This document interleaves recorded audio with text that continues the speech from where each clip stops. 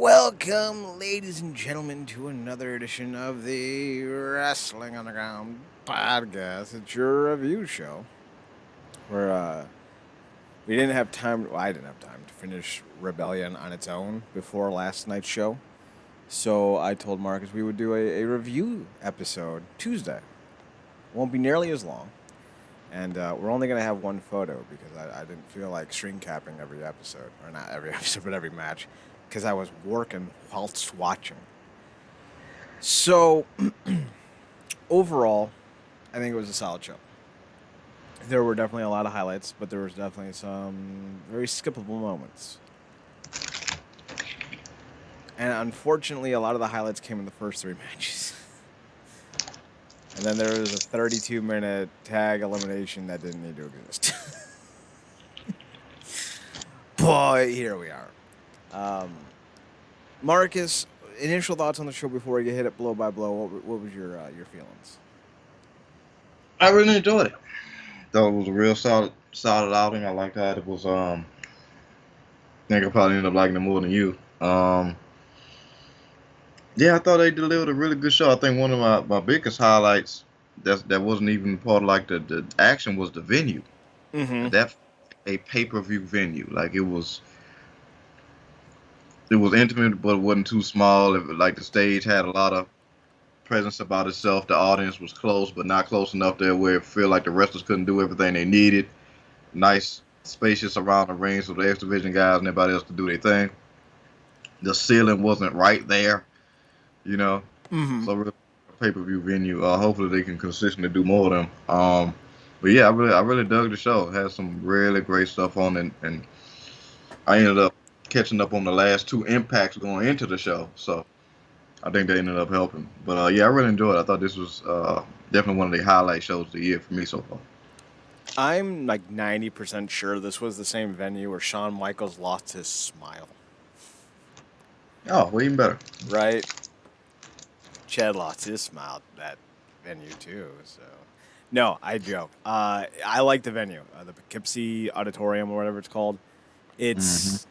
The one thing that I hate that Impact does is they're kind of following in the WWE idea of sterilizing the venues. I hate that. I hate that desire to make every show look like the same show. That's a very NFL football-esque thing, and I hate it. I grew up on baseball, where every outfield, every stadium had its own dimensions.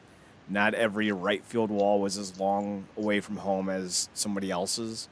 You know, the Houston Astros for 20 years had a little hill at the tip of their center field.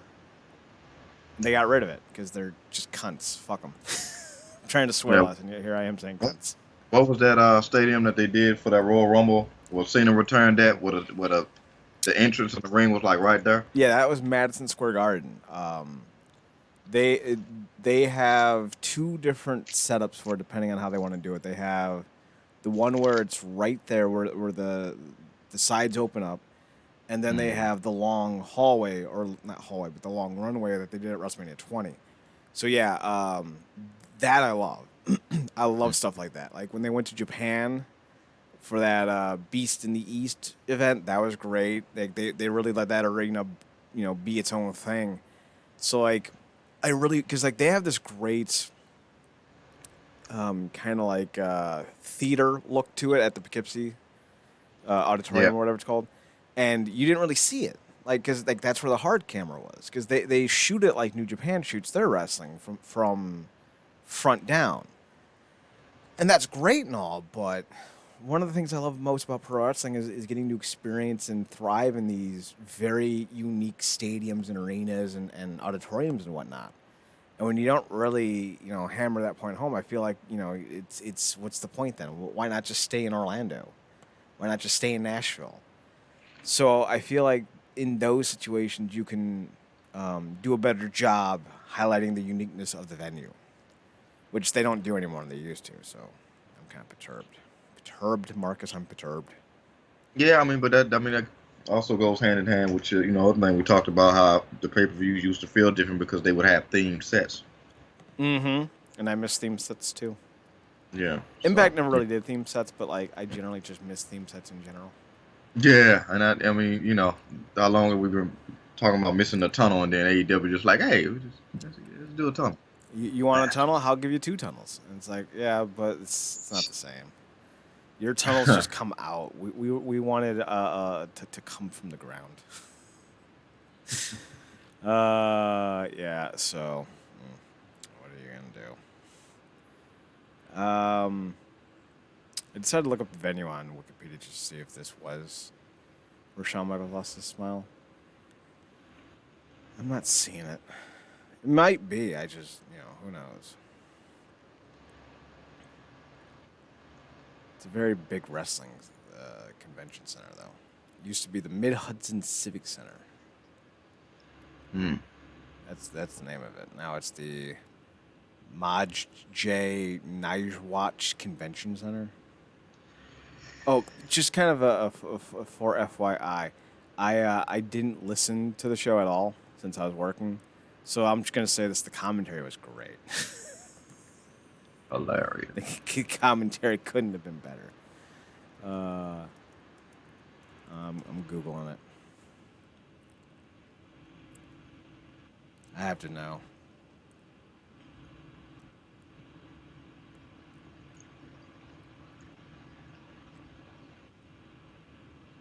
Oh, nope, I was wrong. It was the Memorial Auditorium in Lowell, Massachusetts. I was thinking of the wrong venue, Marcus. This one doesn't have the cool little drop-down venue thingy, the theater thingy. That's in Boston, not New Jersey. Ugh, New Jersey. Sorry, Poughkeepsie, New York. You're the same thing to me. I don't care. All right, so let's talk about the show. I didn't see the pre-show. I just didn't have the time, but I did go out of my way to check out Eddie Edwards' attire, and I don't know if he's wearing anything different with regards to his ring gear. Like I think it's the same style and brand, but what's definitely different is he's wearing kick pads and boots again. Mm-hmm. That made a world of difference because I hated the tennis shoes. Like, all right, we get it. You're a sneakerhead, whatever. No one cares. No one but you and your wife care. But I did like the look. It was a very good improved look. And I don't know if he's losing weight necessarily, but he does look to be in a bit better shape. So he may be toning up. Yeah, toning up for sure. I miss Prime Eddie. Prime Eddie was peak Eddie. Talking about when he first won the title off Lashley. Yeah, and that's what I love about wrestling was like he hit him with because the Lashley went for the spear, and Eddie hit him with the Boston Knee Party, and got the pin in the win. And it was a clean pin, but it was also kind of like one of those like, oh, if Lashley hadn't done it, he still would have been champion. It's like everyone looked good afterwards. I love finishes like that. It's so good. I still remember. Was it? I think was it Edwards that had the title. Or Lashley was the champion at the time when they were chasing each other coming off of the Hardy compound, all over the Hardy compound. I want to say Eddie had the title because Bobby speared him through the wall, and that was the last we saw him. Yeah. Awkward but good times. Yeah. And then a 3-year-old or 2-year-old got a pin. It wasn't all good, Marcus. That reminds me of a scene. I keep suggesting you watch Community, and I feel like you haven't. I'm gonna get around to it eventually. Donald Glover's hilarious in it. If that's any motivation to get you to watch it sooner. Oh, Donald Glover. Okay, ahead of Atlanta. Okay. Mm-hmm. So, in season 1, they bring in. I think he's like from NCIS Hawaii or CSI Special Victims or whatever. His name is Vaughn. He's a big, tall, blonde dude. He's in a bunch of shit that I'm sure you've seen him in, but you don't really know anything he's in. I think he's in the show with LL Cool J and Chris O'Donnell, whatever show that is. But he plays like this stoner hippie, hacky sack all-star dude at this community college, and he's always like, hey, man, no worries. And near the end of like the first season, before he gets written out of the show, he's hacky sacking with his stoner buddies, and he misses, and he goes, my bad, guy. And his buddy goes, hey, man, no worries. And Vaughn goes, no, man, some worries. So when I'm talking about pro wrestling, and specifically this show, I'm like, yeah, some worries. I have some concerns. Let's start with Steve Macklin going full alt-right. Seeing him come out in Punisher face paint was not the look I was expecting. But also not unexpected. See, his pockets parabellum. Don't quote it, because now I'm going to have to go watch it. You like that song? I wrote it for you. I'm a singer at your I funeral. very much be tempted to tell. Like when I see it on the guide, I'm like, let me tell Chad it's gonna be. I just don't do it. Because you know I'm probably already watching it. That or working, I'm like either way. It's like it's just don't want to interrupt while it's working, but then it's like I feel like the universe allows him to know. I think part of it is because I listen to the soundtrack of that movie like at least once a week. Like I'm sure there's gonna be a Marvel stand or two that are just coming for me, but honestly, there's no better Marvel music than the Punisher theme from the 2004 movie. Not anything from the Avenger films. Not any of that nonsense. It's that Punisher '04 theme song. It's just like that whole musical soundtrack is great. Yeah. Oh, it's so good. Dun dun dun dun dun dun dun dun dun.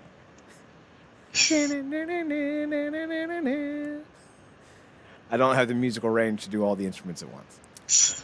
So I like that Macklin's wearing face paint. Macklin needs to stop wearing purple trunks that are almost cream colored. Because I was like, if I blink too fast, I'm not gonna know if he's wearing clothes. Oh. I do like the skull that he's rocking on his trunks because it's kind of Punisher-ish, but also off-brand. But off-brand enough that it could be original. So all right, I dig that. I'm gonna need more from you, Macklin. Like this was a good first step to making me think you have a personality. So I'm happy about that. It's not one that I necessarily like, but hey, you're convincing me that you're not just some dude. I will say this: I liked the jacket with the this side towards enemy or whatever it is, because that's what it says on mines. Like place this side towards enemy. So I like that he had that on his jacket. He's ex-military, so that's very apropos. I like that. This was a hell of a match. I enjoyed this match a lot. Sabin and Jay White, holy God. Sabin's 40 and Jay White is, an ex-fetus face. And the fact that they were able to put together this match and make Macklin look as good as he did was fantastic. My only complaint, though, was I know Macklin hitting the backside on Sabin was, to protect Jay White and to not piss off New Japan and all that. But I feel like Sabin's kind of in that worker role right now. He doesn't really have any direction as a character, which I'm fine with because, he's there to help add to the show and he's not the show, and I get that. But also, a win over Jay White would have been so much more impressive at this point. If you put Sabin back in the scene, have him win the X Division or a tag title scene or a heavyweight title scene, and actually have him string along 5 or 6, 7, 8 weeks of victories, then that win makes more sense over Sabin. But Jay White would have been the more obvious choice to help propel Macklin because subconsciously wrestling fans know, if a guy beats a certain guy, that is supposed to elevate them to a degree. And subconsciously we all accept this. So when you see, and I don't mean this as an insult because I think Sabin's a better worker, but in terms of profile and, how we present these guys, Chris Sabin is the quote-unquote weaker guy in between him and Jay White, at least perception-wise. So getting a win over Sabin instead of Jay White isn't the same thing. And I know people will then say, well, he beat Jay White in a triple threat match. But he really didn't, and that's why triple threat matches suck. Because you don't actually beat the guys you're in there with unless you pin them. And that's what wrestling needs to focus on more of. Thoughts on Macklin, Sabin, and Jay White? I thought it was really good. Hell of an opener. Surprised to me that it was the opener because we know what they usually save the opener for. But this was good. This was some good stuff. All three men looked good. Also, to your point, backslide. Because the way they did it, I mean, Sabin just had hit Cradle Shop. Didn't expect Macklin coming because he just had put him out the ring. Yeah, good stuff. I mean, like I said, I'm turning brighter towards Macklin. He's showing more personality and more of a honed aggression as of late, and the skull was a nice touch. So I could have watched these guys for another 10, 15 minutes, but it's gonna be interesting seeing where they take him. Saban, like you said, doesn't necessarily have direction right now, but I do like what they're doing with like obviously having the guns back, but also allowing them to have a singles Mm-hmm. thing because they're both great individually, and then obviously we know they Hall of Famers together. Um, but yeah, so I always appreciate a good multi-man match as long as it's executed well. So this was more my speed, but yeah, surprising. The Macklin kind of feels like Ace Austin in a way, like he's the guy that you um obviously he can take a bunch of L's, but then get a surprise win and kind of leap back in with some momentum. So uh yeah, like I said, we'll see what they do with him. He might be up next for some type of title shot. So That would be interesting. I think his style definitely does blend well with Alexander, so I could see that. Or, even against um, the new X Division champion, but we'll get there. Next up, we had Taya versus Pratz for the Reign of the Reigness Championship out of AAA. I don't think Pratz is as good as people want her to be. I really do think that there's a push from within the wrestling community to present her as better than she is. She's very technically sound when she's doing submission work, but everything else is just hot garbage. She's not athletic. She's very slow-footed. She doesn't have any impact when she throws anything, and it feels like unless she's trying to be the female Bryan Danielson, then she's really not bringing anything to the table. I haven't been impressed with her wrestling in years, truthfully. I can't remember the last Parazzo match I watched where I was like, yeah, that was great. So I feel like the shine is off. Or sorry, as groundskeeper Wooly would say, the shinin, because they can't say the shining in The Simpsons. So like, yeah, it was fine. It was an Impact main event. Like it was not something I would have bought money for, paid money for. One of those is right. I will say this: Taya. Every time I see her, I remember watching her like a decade ago, when she was maybe 60, 70 pounds lighter and thin as a rail, and she did a lot more acrobatic stuff. And seeing her wrestle now is kind of like that point of emphasis that I always try to get people to realize is, as a wrestler, you got to evolve. You can't keep doing the same shit at 50 that you were doing at 25. It's just not going to work. Taya knew that, started becoming a bodybuilder. She wrestles a completely different style and is a far more effective style. Maybe not as exciting, because she used to wrestle that lucha libre style, a lot of high end stuff, but that stuff wears down on you, and that was kind of one of the thoughts I had watching Speedball was, man, he's like 30, but like all the shit he's doing is great, but in 5 years he can't do it anymore. So I'm worried about Speedball long term, and I was thinking about that with Taya. Like, she changed her game, and it worked for the better. And I don't know if she's sticking around. I don't think she is, because like there was a reason why she won the Reign of the Reigness Championship of all the titles, because she is working with AAA. So who knows? I would love to see her stick around. She's one of the better female personalities in wrestling. That's why her stuff with Rosemary was always must-see TV. And I hope we get more Valkyrie stuff going forward, because I am a fan. I think her evolution is kind of the template of what you need in wrestling. Evolve to fit what you are, not what you want to be. Marcus, thoughts on Pratz and Valkyrie? I mean,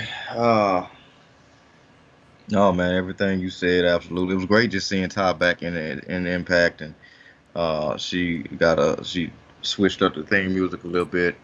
Um, and 100% agree with everything you said about her switching up the style. I always appreciate stuff like that. We kind of seen that in a lot of ways with Styles too, because obviously he's gotten older and certain stuff is just you don't need to be doing like a Fosbury flop every match No. and stuff like that. You just say stuff like that when it's needed. That the spiral tap stuff like that, and or he just like do something on a more grounded level, like a forearm. He'll do it when they're sitting on the ground instead of leaping or whatnot. So I always appreciate when wrestlers can kind of see where they are, and not necessarily Cause I was watching the WWE Evil thing, and it was like when Orton was younger. You know, remember he used to do that diving crossbody off the rope, Mm-hmm.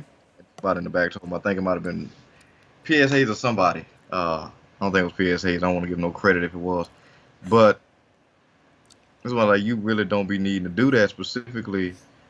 You know, with your length, it doesn't. It's not necessary, and you know you got hypermobile shoulders, so you don't really need to be off the ground too much anyway. Um, But yeah, adjustments needed to be made, and she did, and she looks phenomenal. You know, she got that. You know, her and Jordan Grace got that specific type of thick that just works in all Mm-hmm. facets of the ring. I'm more of a fan of Deanna than you, but I also seen her start where she was in NXT and just like a newbie, and then her trying to kind of evolve into that virtuoso character both in NXT and then when she went to Ring of Honor, and then finally she got the impact and it just all clicked. And I think she's obviously honed her style around that particular character. And it's cool to see. Um, like you said, it's not exactly exciting or popping off the page or anything, but it does work for what you needed to work for. And I do appreciate the fact that they actually put some emphasis on the Reigns title, because it felt like she was kind of just holding it for a while, and everybody was like, champ challenge, you get to choose a belt. And it's like nobody's gonna choose the Reigns because they're not Nobody going wants to. to wrestle in Mexico. Nobody wants to wrestle in I'll Mexico. say it. But you know it's the perfect fit for Taya, because half of her one of her other wrestling characters' identity was like the whole Weta Loca, like something de triple A, that whole deal.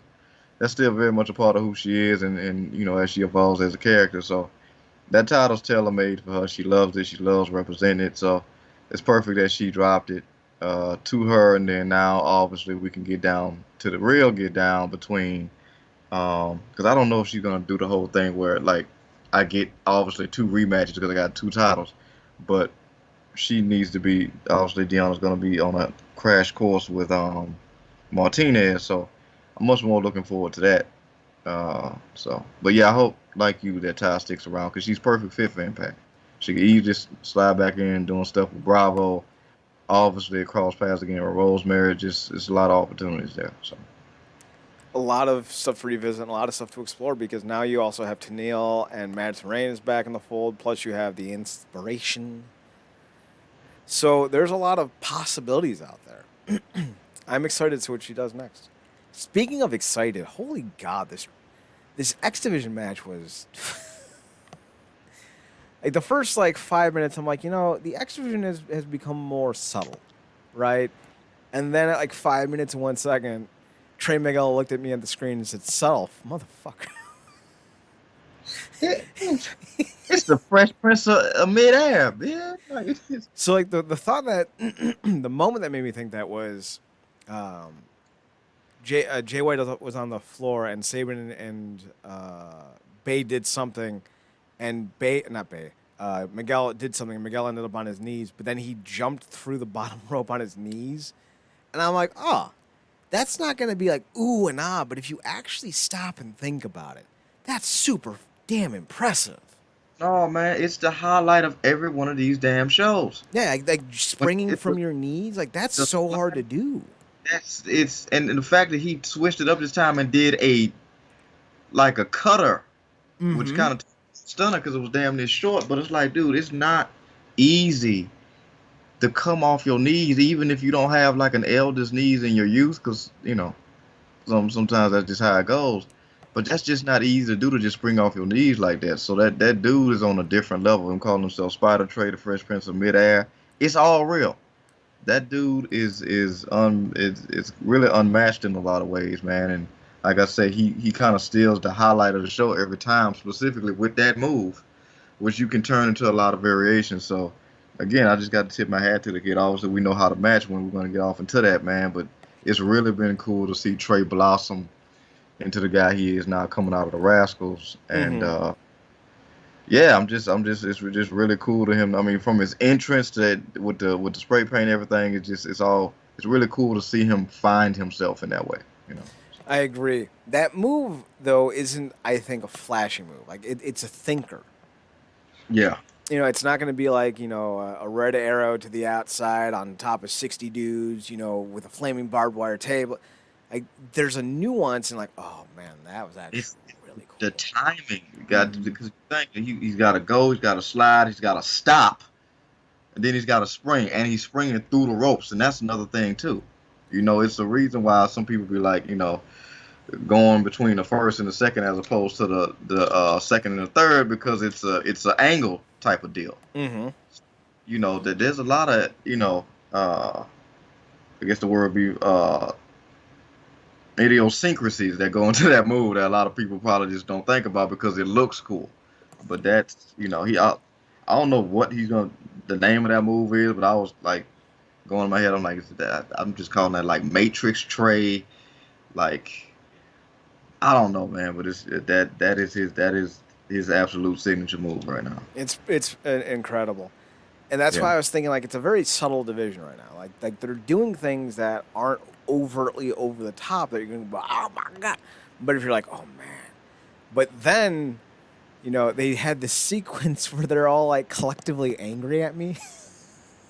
And I can't remember everything that happened. But like Speedball did a moonsault off the middle rope, but he went like 10 feet in the air. And I'm like, why would you do that to yourself? And then Trey Miguel like leapt from the ring and hit like a flipping Hurricane Rana onto Ace Austin and took him to the ground. I'm like, oh man! And then No, Speedball no, it did. was Go yeah. on. Speedball took he took out what to call on the outside. Took out Austin on the outside. That's when he did the moonsault thing, Mm-hmm. and he got back on the ropes. And Trey just came with a leaping Hurricane Rana to the floor. It was nuts. Like It, I got not talking about. I want to go back and watch this damn match. And it, I like this match a lot, but this was just another level. yeah, this was fantastic. But then Speedball did like two giant ass moves in the ring. One of which was a 450 kneel and splash where he lands on his knees, and like that was the move. I'm just like Speedball. You're not 20. You're 30. Like, what are you doing, bro? Don't do that to yourself. And like just watching like the last 3 minutes of this match, like everything, like, it was at like a 4, and then it went to a 9. Like with the Trey knee jump, I was like, oh man. And then it went to a Yeah, 32, and I'm like, the scale's 10. What are you three doing? You're gonna kill yourselves. yeah. I forgot what the name of the move, but the moonsault knees that Bailey does, that's sick. Trey makes everything he does look smooth, even though you watching him like that's not easy because you got the transitions to that. The fact that he making it look smooth, like I mean that's just Trey, and then obviously Ace Austin is his own threat with the strikes. That's another thing I appreciate about this match. The strikes, like Mm-hmm. Mike Speedball, is like really kicking you, like nose up, and then Ace is like man, like I like all they finishes. The moonsault knees. Um, Trey's made me really like fall in love with the Meteor, and I don't know if I ever get tired of seeing like a perfect fold. Yeah, the fold's pretty dope. Yeah, so it's good, man. Like it's these first three matches that you talked about at the top of the show, they like we're gonna get to the main event. Now, I had a lot of appreciation for the emotion that was in the main event, but this match is this is a show stealing type of match on any pay per view. This is stealing the show. I agree. I agree. Jonah and Ishii was fine. Again, like with the Reign of Reigns, I thought it was more of a Impact main event match. Yeah. Surprised as hell that Jonah lost. That was kind of shocking to me, but Ishii's not some, he's not some pud. He's a real deal kind of guy. So like, fair enough. But I again, is one of those that you hit me with two real great opening matches, and then two kind of all right, whatever's. But like that wouldn't be the issue, right? Like you expect that. I don't think there was anything. Like, it was hard hitting. Like holy, oh my god. Both these men are living in an ice bath for the next week. Don't tell me otherwise. Like we don't give Ishii the same credit that Suzuki gets, that Minoru Suzuki gets in terms of like that murder grandpa striker thing. But Ishii hits harder than Suzuki. You could put Ishii as a fullback in the NFL right now, and he'd get you at least 10 touchdowns a season. They call him the Stone Pitbull for a reason, man. Like, Ishii is the absolute like he's that obstacle that all the guys that go through New Japan have to get over. And he's in this great spot, much like a Minoru Suzuki, where he can take losses, but when he wins, it hits. Mm-hmm. Because it's just that figure. It's not like because he's never somebody you can just beat. You have to go through war with Ishii to get that win. Mm-hmm. And if he hits that brainbuster, you're out of there. Mostly because he's probably beat the piss out of you leading up into that brainbuster. So, um, but I think this match was not helped by the fact that we did get those first threes, particularly those triple threats. Mm-hmm. Um, but I do want to ask you this: did you appreciate this more, or the match on the last Impact that Jonah had with PCO.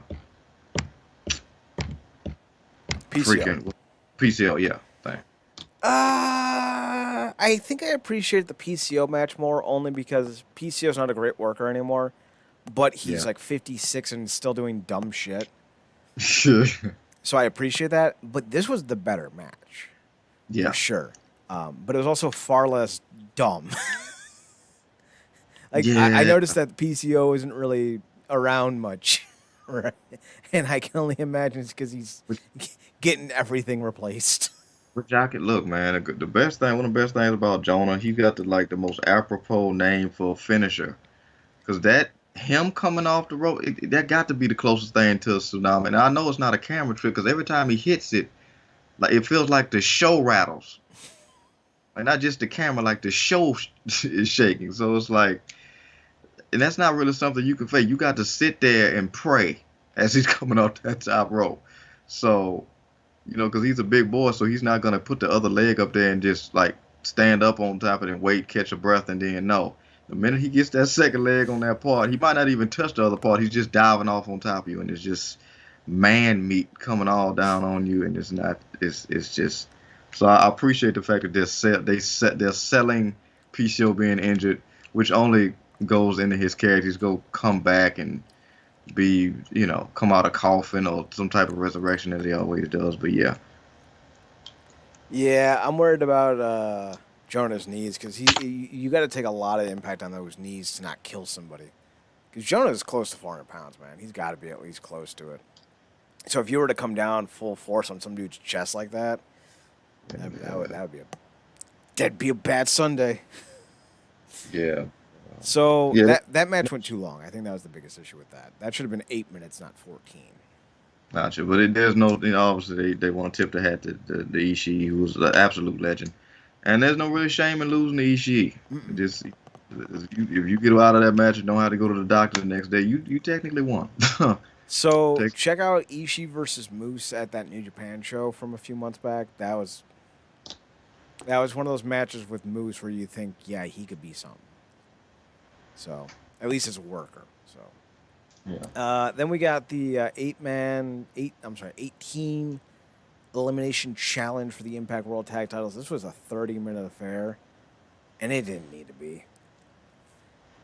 We start with Jordan Grace and W. Morrissey. You didn't need either of them in this match, so like whatever. Versus the major players, they just brought them together, and they're already taking L's to the worst team possible. It's just sometimes the booking is terrible. Then we got who's next? We got the Good Brothers. Why they're in elimination order? That's why I'm getting confused. The Good Brothers come in after the major players get eliminated, and they end up taking out Johnny Swinger and Ziggy Dice, which I think is a great tag team. Not to put the belts on, but just in terms of potential entertainment value. I think that's money. Throw in Johnny Bravo and make him a trio of sorts. Hell yeah! Just three losers trying to have fun and get action wherever they go. That's money. Good Brothers eliminate them. Then they eliminated Swan and Mac. That brought out Honor No More, who then eliminated the Good Brothers, who then got eliminated by Heath and Rhino, who then lost to Violent by Design, who came out last and got the easy one. I have no problem with Eric Young and Joe Dorian getting the win, and I have no problem with Violent Partisan being the tag team champions, even if their name sucks. Yeah, I don't I'm mind. sorry, VBD sounds more like a venereal disease than it does some badass stable. Sound like a venereal disease specifically for golf people. Golf community. God, That be. community. But yeah, Are these emo kids dancing underneath the overpass? Is that what VBD does to you? yeah, it makes you coherently rabid. That's mildly coherently rapid. But yeah, definitely not gonna complain about them being the champions like we talked about on the I think last couple shows about locker room being happy that Good Brother dropped the belts as everyone should be. Um, so that they're safe with VVD. But again, Mac and Swan, who I've been calling get the titles for months now, got screwed. Mm-hmm. So they kind of tell a story about them, coming chasing them titles, man, because it's time. They just, deserve them. They've been, obviously, I don't think they're gonna put Swan back in the title picture, and you almost forget that Mac even won the X Division title once. Yeah, I actually So, did. so yeah, I think they got next in my opinion. Ideally, if I'm thinking long-term booking, you do Sami Callihan, Josh Alexander at the main event of Bound for Glory, but you do the Machine Guns versus Swan and Mac for the tag titles of Bound for Glory. I think that's your best option. I like Bennett and Taven as well, but I feel like Swan and Mac and Sabin and Shelley is the Bound for Glory match to make. So hopefully we get something like that because I think it would be a lot of fun. Yeah, God knows, not another multi-man tag match. No Please. more. Like if you want to do those for like the Impact Plus specials, okay, that's fine. But give me big time bouts, man. That's all I want. Big time bouts. Speaking of which, I don't know if Tasha helped herself by turning herself into a damn cat. Yeah, it was. She apparently themed herself after Scar. Um, Scar doesn't have little freckles, man. yeah, she themed herself. It was a Scar type of deal, and I guess she felt like she took out Mufasa and Mickey. I might be giving James more credit than necessary. I mean, Um, she's got a mane like a lion. this is But true. she's more like Nala. She just disappears halfway through the film and no one cares. Nah, pinned you again. But but yeah, Watch out for the train. it felt because it felt like you remember when, I don't know if they had this when you were coming up in elementary school when they used to have those little fairs. The book fairs? Yeah, little book fairs and stuff Hell like that. yeah. And they used to have the book fairs or little yeah, it was just an all around fair. You can go all around the school and have little events and little setups and whatnot. You could always go to somebody who was painting faces Oh and yeah. stuff Oh like, yeah. and people do the cast. I'm like, this kind of she did. I got the. It could have been done with just the attire and maybe some like more aggressively cat stuff that didn't come off kitty, but I got it. It worked. Didn't necessarily mind it too much. She definitely made up for it in the match, but I probably wouldn't put it again. I thought she looked hokey as hell. Like it was definitely one of those where I was like, wait, because like you gotta remember, I wasn't cutting any, I wasn't watching any promos get cut, so like I was watching it, Yeah. and I was like, did this chick just show up as an extra from the movie Cats? Did she not know how bad that was? Oh God, I forget. Damn it, Chad. I tried to wipe that shit from my mind. Sorry, brother. If I gotta suffer, everyone's gotta suffer. Jesus Christ.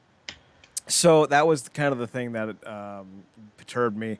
Rosemary's looking good. I really liked her pumpkin design. I guess the best way to describe it. I don't know what the hell they're keeping Havoc around for, other than the fact that she's either dating, engaged, and or married to Sami Callihan, because she gives nothing to the product. Yeah, I don't think that tag team is working, and I think Rosemary needs a different partner. I don't like. I want her back with Taya, man. It just popped. Just that. This was the awkward pairing that the odd couple that was just it worked. And watching the couple Impact leading up to this because Tasha and what's called it jumped him after a match that Steve and Torus lost, and in that segment and in this one, kind of, I don't know. I mean, obviously Havoc got into it with her, but a lot of times she just kind of comes off like, "Where's the ball? Where's the ball?" And it's just like, it's not good. Like you feel like the add in for Decay because we ain't really got nobody else to bring to the dance. You kind of feel it, and you know had some minglings with Father Mitchell and whatnot. But I kind of want a new subby, you know, at this point. I think they need to put some more effort into the group as well. I don't think Havoc is the right fit, and as much as I love Tarus, I don't think he's adding much to it. I think shaking up the core duo with Steve and Rosemary and adding maybe somebody like God, what was her name? She was one of the bridesmaids for Sue Young. Brandy Lauren, I think was her name. Oh yeah. I think bringing her in would be interesting as like a succubus kind of character because she's got like a very sultry look to her, and I want to see them steer into that because it would give Havoc, not Havoc, it would give Rosemary a completely different character to play off of, and one that she can probably use to, do more devious things with, especially if you don't go back to Taya. And then bring in another dude that could fit well with Steve as a tag team partner because Tarus is good. He's really good, but he doesn't fit it because this is a character stable. And Yeah. like Havoc is very bad at a lot of facets of this industry. Bad at everything. She's not very fun to listen to. She's not a great character. Her promo work is just her laughing maniacally, like, "Oh, just wing it, Havoc." Oh God, no. Yeah. Yeah. I mean, at this point, I take them going like super left and doing something with Lish. You know, I'm always Anything different than Havoc and Tarus, I think is fine. because that her seeing her play off and obviously don't like go full character with it because Lish sometimes talking is not necessarily it. She's adorable in everything she does, but sometimes it's like no, Lish just She's like not this. a good character. She's a fun personality. She's very energetic, but Yeah. she does not thrive on the mic. That's not her Yeah. forte. So the potential to see her like being like some type of new protege from the shadows brought in by Rosemary, because Lish kind of needed something to channel since the husband's not channeling anything with her right now, character wise anyway. That'll be cool to see. And like I said, a cool way to mix something up in case Havoc has to and should go on vacation or something. Yeah, she should go find wherever Neville went and just. Never return. As far as the Knockouts World Title match, Tasha's a fine worker. Rosemary has never really recovered from that knee injury, but she's still good enough. I definitely would not say this was a match to go out of your way to see, but if you're a Tasha fan or a Rosemary fan, it's good enough for you to check out. But I definitely would not build a show around it. Yeah, same. It did what it needed to do. Tasha looked strong. Obviously, there was some hijinks in all the matches. But I appreciate when they do hijinks and they still do it like, okay, obviously such and such tripped up, but I'm gonna hit her with this. She looked good with that coming off the taking Rosemary off the top with that cutter, and then I think she was that a version of a Michinoku drive or something, but she um I feel like she tried to go for a new finisher. So I appreciate stuff like that, adding stuff to the arsenal, what you need to do when you're a champion, because we all know it's harder to keep it than it is to get it. So. Mm-hmm. Speaking of keeping it, Moose couldn't. Josh Alexander wins in the main event. Very hard-hitting affair. I would say it was good enough for what they were trying to do, but there was always going to be a limit because Moose is a good worker to a point, and Alexander's a good personality to a point, and I feel like when you want to elevate and accelerate and get past that perception, you got to be really fucking good. Like, Stone Cold and Shawn Michaels, kind of like next level personality. Shawn. Yeah. Kurt Shawn as well. Yeah. So like, it was only ever going to be so good, but they did get to that point.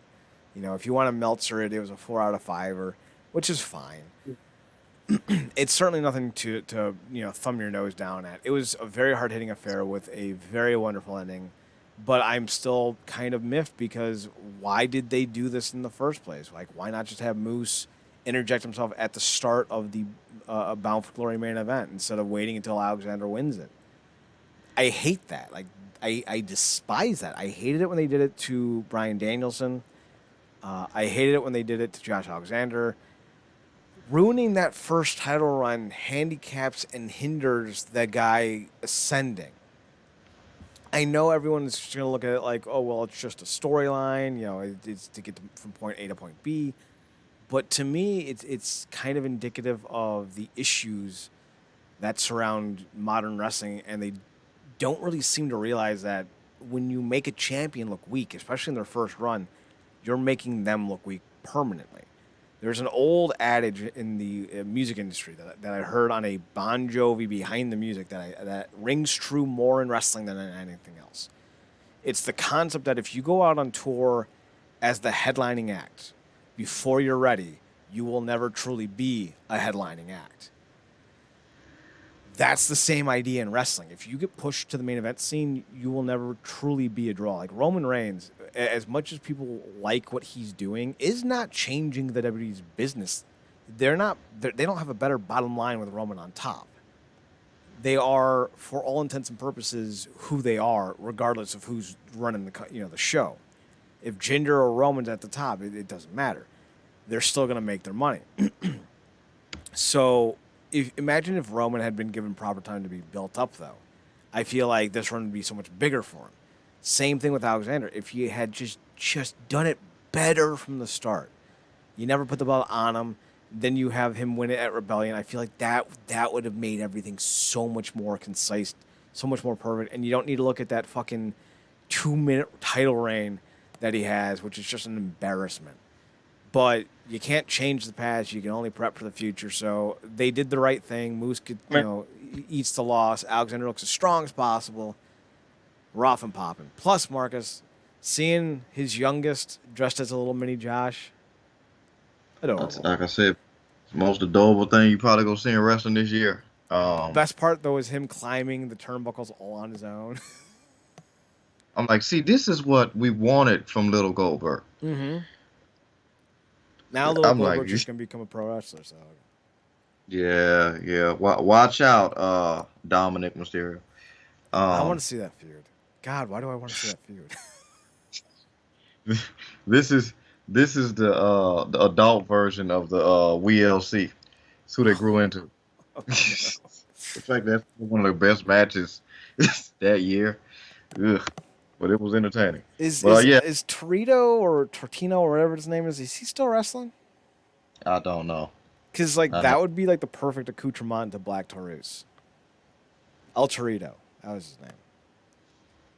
Yeah, damn, that will be good. That'll be right. Lynch and Little from Hell to Reno. There it is. From Hell to Reno. There it is. Yeah, she could bring her with her. It could be like a little pet, and she gifts it to Taurus as a me joining the group gift. That'll be great.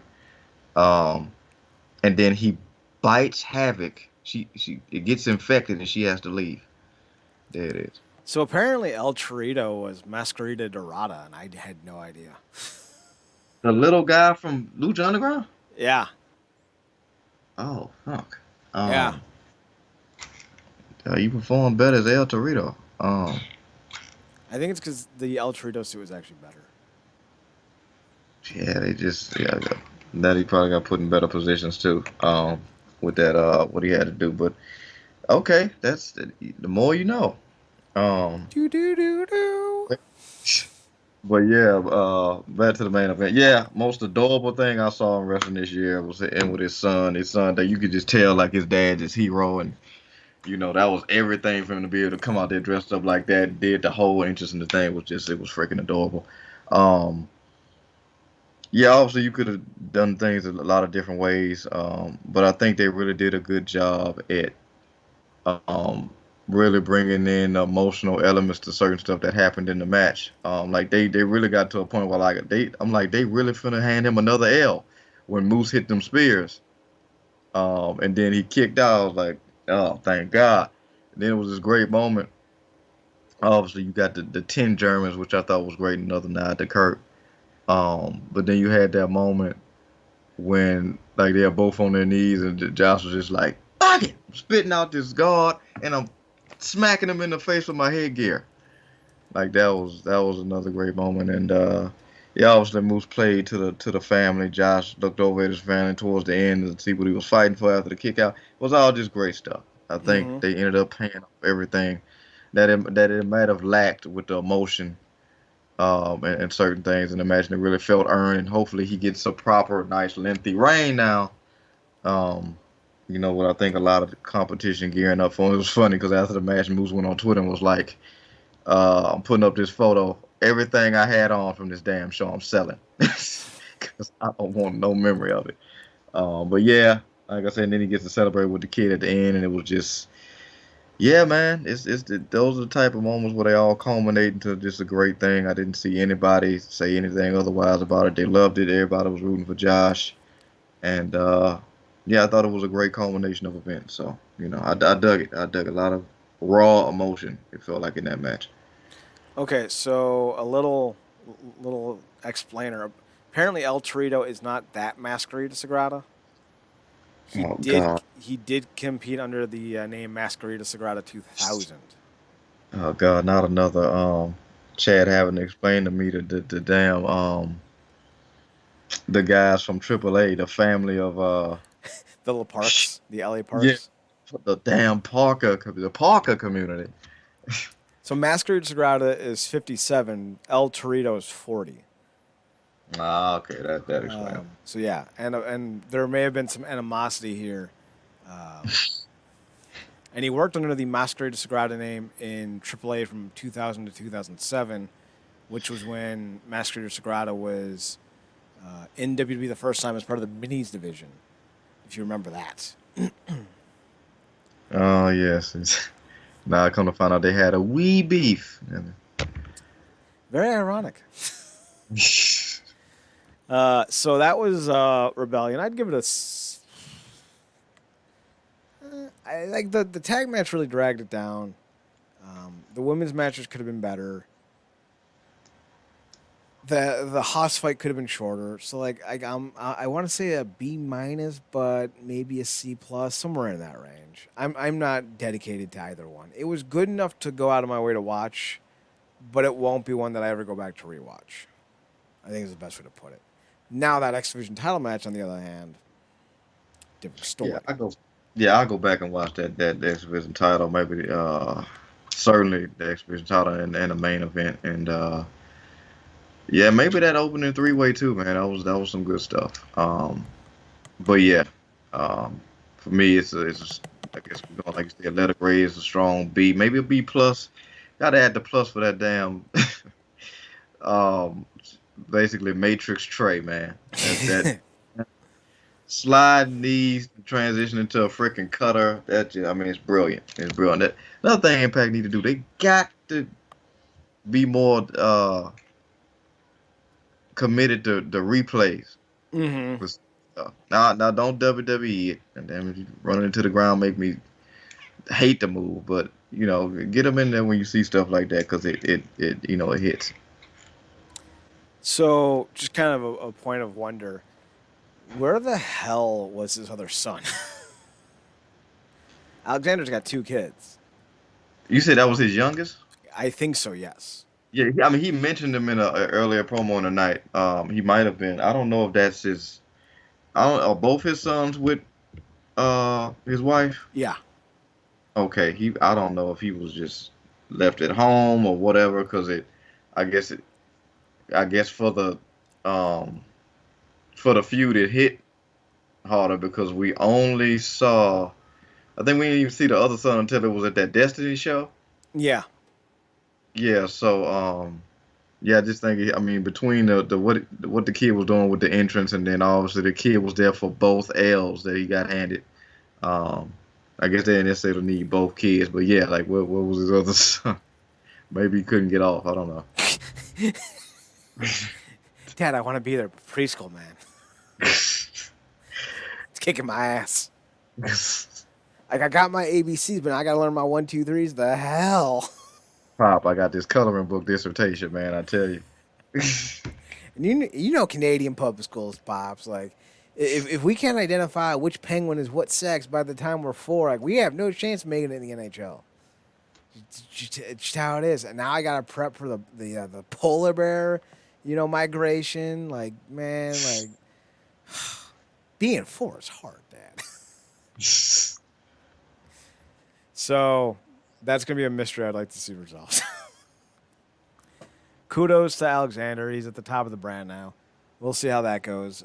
Macklin, Speedball, Sam Callahan, Jay White. I really hope we get a Jay White, Josh Alexander match. That'd be dope. That'd be a good way to kind of help put over Alexander.